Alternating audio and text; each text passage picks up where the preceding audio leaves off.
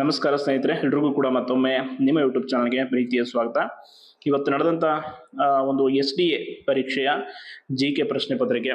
So ಯಾರೆಲ್ಲ KA recruitment application ಹಾಕಿ ಇವತ್ತು ಪರೀಕ್ಷೆನ ಬರೆದಿದ್ರಿ, so already ಒಂದು ಪೇಪರಿಗೆ ಮುಗ್ದಿದೆ. ಸೊ ಅದರ ಒಂದು ಪ್ರಶ್ನೆ ಪತ್ರಿಕೆ ಇದು. ಯಾವ ರೀತಿಯಾಗಿ ಪರೀಕ್ಷೆ ಇತ್ತು ಆ್ಯಂಡ್ ಏನೆಲ್ಲ ಪ್ರಶ್ನೆಗಳನ್ನು ಕೇಳಲಾಗಿತ್ತು, ಯಾರೆಲ್ಲ ಎಷ್ಟು ಪ್ರಶ್ನೆಗಳಿಗೆ ಉತ್ತರಿಸಿದ್ದೀರಾ, ಹೆಂಗಾಯಿತು ಪೇಪರ್ ಅನ್ನೋದನ್ನು ಕಮೆಂಟ್ ಮೂಲಕ ತಿಳಿಸಿ. ಸೊ ಆ್ಯಂಡ್ ಮುಖ್ಯವಾಗಿ ನಾನು ಈ ಕ್ವಶನ್ ಪೇಪರ್ದಿಂದ ಕೀ ಆನ್ಸರ್ ಏನೂ ಅಲ್ಲ, ಜಸ್ಟ್ ಕ್ವಶನ್ಸ್ಗಳನ್ನ ನಿಮ್ಮ ಜೊತೆ ಡಿಸ್ಕಸ್ ಮಾಡ್ತಾ ಕ್ವಶನ್ ಪೇಪರ್ನ ತೋರಿಸ್ತಾ ಹೋಗ್ತೀನಿ ಯಾವ ರೀತಿ ಇತ್ತು ಪ್ರಶ್ನೆ ಪತ್ರಿಕೆ ಅನ್ನುವಂಥದ್ದು. ಆ್ಯಂಡ್ ವರ್ಷದಿಂದ ವರ್ಷಕ್ಕೆ KE ಪರೀಕ್ಷೆ ಏನಾಗ್ತಾ ಇದೆ, SDA ಆಗಿರ್ಬೋದು FDA ಪ್ರಶ್ನೆ ಪತ್ರಿಕೆಗಳನ್ನು ಕಠಿಣವಾಗಿ ತೆಗೆಯಲಾಗ್ತಿದೆ. ಕಾರಣ ಅಷ್ಟೇ, ಕಾಂಪಿಟೇಷನ್ ತುಂಬ ಆಗ್ತಾ ಇದೆ. ಹಾಗಾಗಿ ನಿಮ್ಗೆ ಗೊತ್ತಿದೆ ಈ ಒಂದು GK ಪೇಪರಲ್ಲಿ ಯಾರು ಕೂಡ ಅಷ್ಟು ಈಸಿಯಾಗಿ ಹೆಚ್ಚು ಸ್ಕೋರ್ ಮಾಡೋಕ್ಕಾಗಲ್ಲ.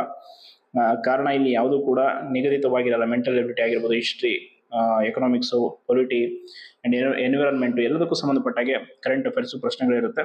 ಸೊ ಇಲ್ಲಿ ನಂದು ಇದು ಕ್ವಶನ್ ಒಂದು ಪೇಪರ್ ಯಾವುದು ಅಂತಂದರೆ ಪ್ರಶ್ನೆ ಪತ್ರಿಕೆ ವರ್ಷನ್ ಕೋಡ್ B2. ಸೊ ಹಂಗಾಗಿ B2 ಪ್ರಶ್ನೆ ಪತ್ರಿಕೆಯಲ್ಲಿ ಮೊದಲ ಪ್ರಶ್ನೆ ಬಂದಿರುವಂಥದ್ದು, ಕೆಳಕಂಡ ಮಗಧ ರಾಜವಂಶಗಳನ್ನು ಸರಿಯಾದ ಅನುಕ್ರಮದಲ್ಲಿ ಬರೆಯಿರಿ ಅಂತೇಳಿ ಪ್ರಶ್ನೆ ಕೇಳಿರುವಂಥದ್ದು. ಇದಕ್ಕೆ ಆಪ್ಷನ್ 1 ರೈಟ್ ಆಗಬಹುದು. ಆ್ಯಂಡ್ ನಂದರು, ಮೊದಲನೇದಾಗಿ ಶುಂಗರು, ಆಮೇಲೆ ನಂದರು, ಆಮೇಲೆ ಹರ್ಯಂಕರು, ಆಮೇಲೆ ಮೌರ್ಯರು. ಸೊ ಈ ರೀತಿಯಾಗಿ ಆ್ಯಂಡ್ ಅದಾದ ನಂತರ ಕೆಳಕಂಡ ಪಟ್ಟಿ 1ರಲ್ಲಿನ ಸಂಸ್ಥೆಗಳು ಮತ್ತು ಪಟ್ಟಿ 2ರಲ್ಲಿನ ಕೇಂದ್ರಗಳನ್ನು ಸರಿಯಾಗಿ ಹೊಂದಿಸಿ ಅಂತೇಳಿದೆ. ಸೊ ಇದು ಯಾರ್ಯಾರು ಏನೇನು ರೈಟ್ ಹಾಕಿದ್ದೀರಾ: ಕರ್ನಾಟಕ ಸಭಾ, ಜಸ್ಟಿಸ್ ಪಾರ್ಟಿ, ಸತ್ಯಶೋಧಕ ಸಮಾಜ, ಮ್ಯಾಗ್ಝಿನಿ ಕ್ಲಬ್ ಅಂತೇಳಿದೆ. ಸೊ ಈ ರೀತಿ ಪ್ರಶ್ನೆಗಳು ಬಂದಾಗ ನೀವು ಸ್ವಲ್ಪ ಯೋಚನೆ ಮಾಡಿ ಸರಿಯಾಗಿ. ಯಾಕೆಂತಂದರೆ ಕೆಲವೊಮ್ಮೆ ಏನಾಗ್ಬಿಡುತ್ತೆ, ಆಪ್ಷನ್ 1, 2 ಸೇಮ್ ಒಂದೇ ರೀತಿ ಅನ್ನಿಸ್ತಾ ಇರುತ್ತೆ, ಅಥವಾ 3, 4 ಹಾಗೆ ಅನ್ನಿಸ್ತಾ ಇರುತ್ತೆ. ಸ್ವಲ್ಪ ಕರೆಕ್ಟಾಗಿ ಯೋಚನೆ ಮಾಡಿ ಆನ್ಸರ್ ಮಾಡುವಂಥದ್ದು. ಆ್ಯಂಡ್ ಇಲ್ಲಿ ಕಾಂಗ್ರೆಸ್ ಅಧಿವೇಶನದಲ್ಲಿ ಭಾಗವಹಿಸಲಿಲ್ಲ ಅಂದರೆ ಯಾರು, ಈ ಕೆಳಗಿನ ಯಾರು ಬೆಳಗಾವಿಯ ರಾಷ್ಟ್ರೀಯ ಕಾಂಗ್ರೆಸ್ ಅಧಿವೇಶನದಲ್ಲಿ ಭಾಗವಹಿಸಲಿಲ್ಲ ಅನ್ನೋಂಥ ಪ್ರಶ್ನೆ. ಸೊ ಈ ರೀತಿಯಾಗಿ ಪ್ರಶ್ನೆಗಳು ಬಂದಿವೆ ಇವತ್ತಿನ ಪ್ರಶ್ನೆ ಪತ್ರಿಕೆಯಲ್ಲಿ.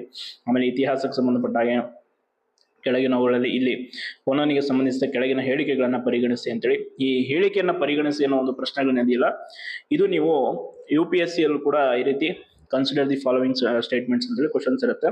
ಸೊ ಈ ರೀತಿ ಪ್ರಶ್ನೆಗಳು ಸ್ವಲ್ಪ ನಿಮಗೆ ಡಿಫಿಕಲ್ಟಿ ಅನಿಸ್ಬೋದೇನೋ, ಇದಕ್ಕೆ ತುಂಬ ವ್ಯವಸ್ಥಿತವಾದ ಅಧ್ಯಯನ ಬೇಕಾಗುತ್ತೆ. ಆ್ಯಂಡ್ ಅದಾದಮೇಲೆ ಕೆಳಗಿನವುಗಳಲ್ಲಿ ಕಾಲಾನುಕ್ರಮದಲ್ಲಿ ಜೋಡಿಸಿ ಅಂತಿದೆ. ಮೈಸೂರು ಸಿವಿಲ್ ಸರ್ವಿಸ್ ಪರೀಕ್ಷೆಗಳು, ಕೋಲಾರದ ಬಂಗಾರದ ಗಣಿಗಾರಿಕೆ, ಮೈಸೂರು ಶಿಶು ವಿವಾಹ ಕಾಯ್ದೆ, ಶಿವನ ಸಮುದ್ರ ಜಲವಿದ್ಯುತ್ ಯೋಜನೆ, ಈ ರೀತಿ ಪ್ರಶ್ನೆಗಳಿದೆ. ಆ್ಯಂಡ್ ಅದಾದಮೇಲೆ ಪಟ್ಟದಕಲ್ಲಿನಲ್ಲಿರುವ ವಿರೂಪಾಕ್ಷ ದೇವಾಲಯಕ್ಕೆ ಸಂಬಂಧಿಸಿದಂತೆ ಕೆಳಗಿನ ಯಾವ ಹೇಳಿಕೆಗಳು ಸರಿಯಾಗಿದೆ ಅಂತೇಳಿ ಈ ರೀತಿ ಇತಿಹಾಸಕ್ಕೆ ಸಂಬಂಧಪಟ್ಟಾಗ ಪ್ರಶ್ನೆ. ಅದಾದಮೇಲೆ ಸುಸ್ಥಿರ ಅಭಿವೃದ್ಧಿಯ ಧ್ಯೇಯಗಳು. ನೋಡಿ, ಯಾವುದೇ ಒಂದು ಯೋಜನೆಗಳ ಧ್ಯೇಯಗಳು ತುಂಬ ಇಂಪಾರ್ಟೆಂಟ್ ಆಗುತ್ತೆ. ಸೊ ಅಂದರೆ ಲೈಕ್ ಕೆಲವೊಂದು ಯೋಜನೆಗಳ ಧ್ಯೇಯಗಳು ಇಲ್ಲಿ ಕೊಟ್ಟಿದ್ದಾರೆ, ಸೂಚಕಗಳಾಗಿರ್ಬೋದು, ಗುರಿಗಳು ಮತ್ತು ಧ್ಯೇಯಗಳು ಯಾವುದನ್ನು ಒಳಗೊಂಡಿದೆ ಅನ್ನುವಂಥದ್ದು, ಅದನ್ನು ಸರಿಯಾಗಿ ನೀವು ಆಯ್ಕೆ ಮಾಡಬೇಕಾದಂಥದ್ದು. ಆಮೇಲೆ ಇಲ್ಲಿ ವಿಭಾಗಗಳು ಮತ್ತು ತಾಲೂಕು, ಈ ರೀತಿ ಪ್ರಶ್ನೆಗಳು. ಡಿಸೆಂಬರ್ 2025ರಲ್ಲಿ ಭಾರತ ಸರ್ಕಾರದ ಕೇಂದ್ರ ಸಹಕಾರ ಮಂತ್ರಿಗಳು ಯಾರು?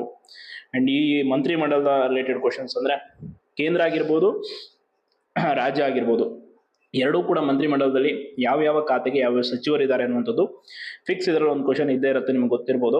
ಆ್ಯಂಡ್ 2025ರಲ್ಲಿ ಉಂಟಾದ ಈ ಕೆಳಕಂಡ ಚಂಡಮಾರುತಗಳನ್ನು ಪರಿಗಣಿಸಿ.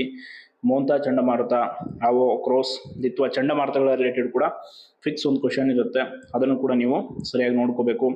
ಆಮೇಲೆ ಇದು ಎಕನಾಮಿಕ್ಸ್ಗೆ ಸಂಬಂಧಪಟ್ಟಾಗೆ ಕರ್ನಾಟಕದ ಆರ್ಥಿಕತೆಗೆ ಸಂಬಂಧಿಸಿದಂತೆ ಈ ಕೆಳಗಿನ ಹೇಳಿಕೆಗಳನ್ನು ಪರಿಗಣಿಸಿ ಎನ್ನುವಂಥದ್ದು. ಆಮೇಲೆ ಸೈನ್ಸ್ಗೆ ಸಂಬಂಧಪಟ್ಟ ಹಾಗೆ ಕೆಳಗಿನ ಹೇಳಿಕೆಗಳನ್ನು ಗಮನಿಸಿ. ಇಲ್ಲಿ ಹೀಲಿಯಂ ಅನಿಲವನ್ನು ಲಿಫ್ಟಿಂಗ್ ಅನಿಲವಾಗಿ ಉಪಯೋಗಿಸಲಾಗುತ್ತದೆ, ಈ ರೀತಿ ಪ್ರಶ್ನೆಗಳು. ಈ ರೀತಿಯಾಗಿ ಇವತ್ತಿನ ಪ್ರಶ್ನೆ ಪತ್ರಿಕೆ ಹೆಂಗಿತ್ತು, ನಿಮ್ಗೆ ಹೆಂಗೆ ಅನಿಸ್ತು, ಅಂದರೆ ಬಿಡಿಸ್ತಂತವ್ರಿಗೆ ಡಿಫಿಕಲ್ಟ್ ಅನ್ನಿಸ್ತಾ, ಈಸಿ ಅನ್ನಿಸ್ತಾ, ಯಾವ ರೀತಿ ಅನ್ನುವಂಥದ್ದನ್ನು ಕಮೆಂಟ್ ಮಾಡಿ. ಆ್ಯಂಡ್ ಆ್ಯಸ್ ಇಟ್ ಈಸ್ ನಿಮ್ಮ ಸ್ಕೋರ್ ಈ ಪೇಪರಲ್ಲಿ ಎಷ್ಟು ಆಗ್ಬೋದು ಅಂದರೆ ನೀವು ಬಂದ ಮೇಲೆ ಕ್ಯಾಲ್ಕುಲೇಟ್ ಮಾಡಿರ್ತೀರಾ. ಸೊ ನೆಗೆಟಿವ್ ತೆಗೆದು ಎಷ್ಟು ಸ್ಕೋರ್ ಆಗ್ಬೋದು ಅನ್ನುವಂಥದ್ದನ್ನು ಕಮೆಂಟ್ ಮಾಡಿ. ಒಟ್ಟಾರೆಯಾಗಿ ಇವತ್ತಿನ ಒಂದು ಪರೀಕ್ಷೆಯನ್ನು ಎಲ್ಲರೂ ಚೆನ್ನಾಗಿ ಬರೆದಿದ್ರು ಅಂತ ಅಂದ್ಕೊಳ್ತೀನಿ. ಆಲ್ಮೋಸ್ಟ್ ಯಾರಿಗೆ ಈಗಾಗಲೇ ಇನ್ನೇನು ಕೀ ಉತ್ತರಗಳನ್ನು ನಮ್ಮ ಹಲವಾರು ಇನ್ಸ್ಟಿಟ್ಯೂಟ್ ಅವರು ಕೊಡ್ತಾರೆ. ಸೊ ಆ ಕೀ ಉತ್ತರಗಳನ್ನು ನೋಡ್ಕೊಳ್ಳಿ. ಅದರ ಜೊತೆ ಮತ್ತು ಕರೆಂಟ್ ಅಫೇರ್ಸ್ ಹೇಗಿತ್ತು ಪ್ರಶ್ನೆಗಳು, ಮೆಂಟಲ್ ಎಬಿಲಿಟಿಗೆ ಸಂಬಂಧಪಟ್ಟಾಗ ಯಾವ ರೀತಿ ಇತ್ತು ಎಲ್ಲವನ್ನು ಕೂಡ ನೋಡ್ಕೊಳ್ಳಿ. ಆಲ್ಮೋಸ್ಟ್ ನಾನು ತುಂಬ ಬಾರಿ ಹೇಳ್ತಾ ಇರ್ತೀನಿ, GK ಪೇಪರಲ್ಲಿ ಸ್ಕೋರ್ ಮಾಡೋದಂತೂ ಸ್ವಲ್ಪ ಡಿಫಿಕಲ್ಟಿ ಟಾಸ್ಕ್, ಬಟ್ ಕಮ್ಯುನಿಕೇಷನಲ್ಲಿ ಸ್ಕೋರ್ ಮಾಡ್ಬೋದು. ಯಾರಿಗೆ ಜಿ ಕೆ ಪೇಪರಲ್ಲಿ ಆಗಲ್ಲ. ಸೊ ಅಂಥವ್ರು ಕಮ್ಯುನಿಕೇಷನ್ ಮೇಲೆ ಜಾಸ್ತಿ ಫೋಕಸ್ ಮಾಡಿ. ಆ್ಯಂಡ್ ಅದಾದಮೇಲೆ ಇನ್ನೊಂದು ಇಲ್ಲಿ ನೋಡಿ, ಕರೆಂಟ್ ಅಫೇರ್ಸಲ್ಲಿ ಒಂದು ಪ್ರಶ್ನೆ ಎಷ್ಟು ಚೆನ್ನಾಗಿದೆ. ಇತ್ತೀಚೆಗೆ ಸಿದ್ದರಾಮಯ್ಯನವರು ಅಂದರೆ ನಮ್ಮ ರಾಜ್ಯದ ಪ್ರಸ್ತುತ ಮುಖ್ಯಮಂತ್ರಿಗಳು ಜನವರಿ 6, 2026 ಅತಿ ಹೆಚ್ಚು ಕಾಲ ಕರ್ನಾಟಕದ ಮುಖ್ಯಮಂತ್ರಿಯಾಗಿ ಸೇವೆ ಸಲ್ಲಿಸಿದ ಯಾರ ದಾಖಲೆಯನ್ನು ಮುರಿದ್ರು? ನೋಡಿ, ಇಲ್ಲಿ ಆಪ್ಷನ್ ಈಸಿಯಾಗಿ ಗೊತ್ತಾಗ್ಬಿಡುತ್ತೆ ನಿಮಗೆ. ಡಿ ದೇವರಾಜ್ ಅರಸು 2775 ಈ ರೀತಿ ಏನೋ ಒಂದು ಸಂಖ್ಯೆ ಕೊಟ್ಟು ಬಿ ಎಸ್ ಯಡಿಯೂರಪ್ಪ ಮತ್ತು D Devaraj Urs B S Yediyurappa ಅಂತೇಳಿ ಕೊಟ್ಟಿದ್ದಾರೆ.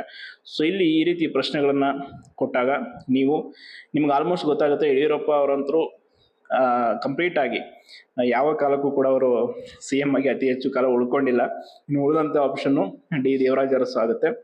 ಬಟ್ ಇಲ್ಲಿ ಮುಖ್ಯಮಂತ್ರಿಯಾಗಿ ಸೇವೆ ಸಲ್ಲಿಸಿದ ದಾಖಲೆಯನ್ನು ಮುಖ್ಯಮಂತ್ರಿಗಳು ದೇವರಾಜ್ ಅರಸು ಅವರು. ಆ್ಯಂಡ್ ಅದಾದಮೇಲೆ ಇಲ್ಲಿ ಸಂಬಂಧಪಟ್ಟ ಹಾಗೆ ನಂಬರ್ ಕೊಟ್ಟಿದ್ದಾರೆ. ಸೊ ಅಲ್ಲಿ ನಿಮಗೆ ಸ್ವಲ್ಪ ಕನ್ಫ್ಯೂಸ್ ಆಗ್ಬೋದು ಅಂತ ಅಂದ್ಕೊಳ್ತೀನಿ.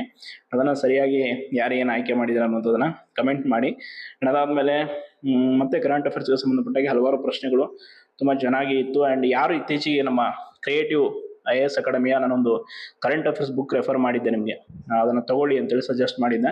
ಸೊ ಆ ಬುಕ್ಕನ್ನು ಯಾರು ಓದಿದ್ದೀರಾ ನೋಡಿ, ಅವ್ರಿಗೆ ಖಂಡಿತವಾಗಿ ಕರೆಂಟ್ ಅಫೇರ್ಸ್ ಹೆಲ್ಪ್ ಆಗಿರುತ್ತೆ. ಯಾಕಂದರೆ ಆಲ್ಮೋಸ್ಟ್ ಒಂದು 18 ಪ್ರಶ್ನೆಗಳು, ಎಷ್ಟೋ ನಿಯರ್ಲಿ 12ಕ್ಕೂ ಹೆಚ್ಚು ಪ್ರಶ್ನೆಗಳು ನಾನು ನೋಡಿದಂಗೆ. ಇನ್ನು ಎಷ್ಟು ಪ್ರಶ್ನೆಗಳಿದೆಯೋ ಗೊತ್ತಿಲ್ಲ, ಒಟ್ಟಿನಲ್ಲಿ ಒಳ್ಳೆ ಸ್ಕೋರ್ ಆಗಿದೆ ಅಂತ ಅಂದ್ಕೊಳ್ತೀನಿ. ಆ ಒಂದು ಪುಸ್ತಕವನ್ನು ಅದೊಂದೇ ಅಂತಲ್ಲ, ಸರಿಯಾಗಿ ಪತ್ರಿಕೆಯನ್ನು ಮತ್ತು ಕರೆಂಟ್ ಅಫೇರ್ಸ್ ರಿಲೇಟೆಡ್ ಯಾರೆಲ್ಲ ಏನೇನು ಪ್ರಿಪ್ರೇಷನ್ ಆಗಿದ್ರೆ ಎಲ್ಲವೂ ಕೂಡ ಹೆಲ್ಪ್ ಆಗಿರುತ್ತೆ. ಆ್ಯಂಡ್ ಅಬ್ದುಲ್ ನಜೀರ್ ಸಾಬ್ ರಾಜ್ಯ ಗ್ರಾಮೀಣಾಭಿವೃದ್ಧಿ ಮತ್ತು ಪಂಚಾಯತ್ ರಾಜ್ ಸಂಸ್ಥೆ ಇರುವ ಸ್ಥಳ, ಅದನ್ನು ಕೂಡ ಕೇಳಿದ್ದಾರೆ. ಯಾಕೆ ಅಂತಂದರೆ ಇದು ನಿಮ್ಗೆ ಗೊತ್ತಿದೆ, ಪಂಚಾಯತ್ ರಾಜ್ ಇರುವ ಸ್ಥಳ ಏನು ಅಂತಂದರೆ ಅಲ್ಲಿ ಏನು ಟ್ರೈನಿಂಗ್ ಕೊಡ್ತಾರೆ ಯಾವುದಕ್ಕೆ ಅನ್ನುವಂಥದ್ದು ಗೊತ್ತಿರಬೇಕು. ಆ್ಯಂಡ್ ಅದಾದಮೇಲೆ ಈ ರೀತಿ ಹಲವಾರು ಪ್ರಶ್ನೆಗಳು. ಒಟ್ಟಾರೆಯಾಗಿ ಯಾವ ವಿಷಯದ ಮೇಲೆ ಹೆಚ್ಚು ಪ್ರಶ್ನೆಗಳು ನಿಮಗೆ ಬಂದಿತ್ತು ಆ್ಯಂಡ್ ಯಾವುದು ಡಿಫಿಕಲ್ಟಿ ಅನ್ನಿಸ್ತು ಎಲ್ಲವನ್ನು ಕಮೆಂಟ್ ಮಾಡಿ. ಆ್ಯಂಡ್ ಸಂವಿಧಾನ ತಿದ್ದುಪಡಿಗೆ ಸಂಬಂಧಪಟ್ಟಾಗೆ ಪ್ರಶ್ನೆಗಳು ಕೇಳಿದ್ದಾರೆ. ಆ್ಯಂಡ್ ಅಖಿಲ ಭಾರತ ಸೇವೆಯನ್ನು ಹೇಗೆ ಸೂಚಿಸಬಹುದು ಅನ್ನುವಂಥದ್ದು. ಆಮೇಲೆ ಭಾರತ ಸಂವಿಧಾನದ 101ನೇ ತಿದ್ದುಪಡಿ, ಆಲ್ಮೋಸ್ಟ್ ಇದು ಎಲ್ರಿಗೂ ಗೊತ್ತಿರುವಂಥದ್ದು. ಆಮೇಲೆ 101ನೇ ತಿದ್ದುಪಡಿಗೆ ಸಂಬಂಧಿಸಿ ಈ ಕೆಳಗಿನ ಹೇಳಿಕೆಗಳನ್ನು ಪರಿಗಣಿಸದೆ ಒಂದು ಕ್ವಶನ್ ಮೇಲೆ ಇನ್ನೊಂದು ಹೇಳಿಕೆಯ ಸ್ಟೇಟ್ಮೆಂಟ್ ಕ್ವಶನ್ ಕೇಳಿದ್ದಾರೆ.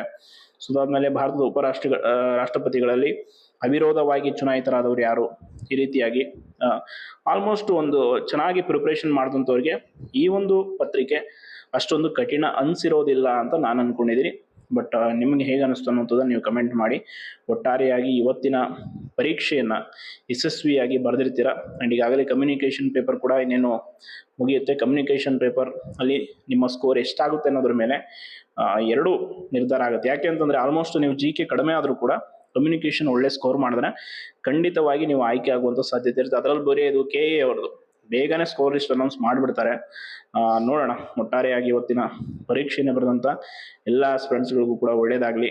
ಅಪ್ಕಮಿಂಗ್ ಬೇರೆ ಬೇರೆ ನೋಟಿಫಿಕೇಷನ್ಸ್ಗಳು ಕೂಡ ಆದಷ್ಟು ಬೇಗ ಆಗಲಿ. ನೀವು ಅಂದ್ಕೊಂಡಂಥ ಕನಸಿನ ಹುದ್ದೆ ನಿಮ್ಮದಾಗಲಿ ಅಂತ ಹೇಳ್ತಾ ಧನ್ಯವಾದಗಳು.